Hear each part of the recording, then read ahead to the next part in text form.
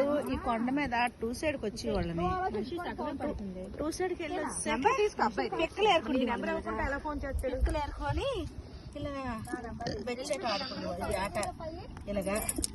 Okay. మీ చిన్నప్పుడా? అబ్బా, మీ సొంతూరు రాబోతుకి నీకు అన్ని గుర్తొచ్చేస్తున్నాయి అమ్మా. పుల్లలు ఎక్కడ ఏరేవారు పొయ్యిలోకి? ఆ కొండ మీద. అక్కడ చూడండి వీళ్ళకి వస్తేప్పుడు సంచి తెచ్చుకొని ఇక పిడకలు ఏరేవాళ్ళం అనమాట. ఇది పొయ్యిలోక అనమాట. ఎందుకు కూడా పనికి రావు, వీటితోటి వంట చేసుకుంటారు. అప్పుడు రోజులే వేరు. అప్పుడు గ్యాస్ లేదు, ఏమీ లేదు.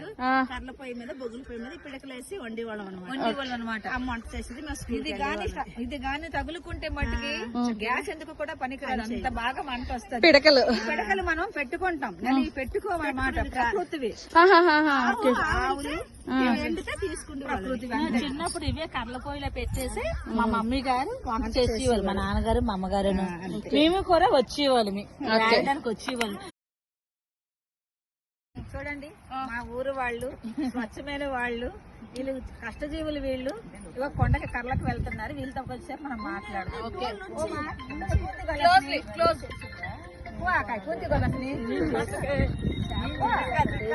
ఇటుక అనమాట. ఇటుక అంటే కర్రలు, తెలుగులోని కర్రలకి కొండకి వెళ్తున్నారు.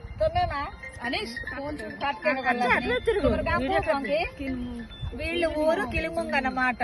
వీళ్ళు కిలిముంగ అంటే ఒక 3-4 కిలోమీటర్ల దూరం నుంచి వీళ్ళు కొండకు వెళ్లి కర్రలు తెచ్చుకోవడానికి వీళ్ళు వెళ్తున్నారు. ట్రైబుల్స్ అనమాట. ట్రైబుల్స్ వీళ్ళు. అమ్మ తప్పకుండా తీసుకో.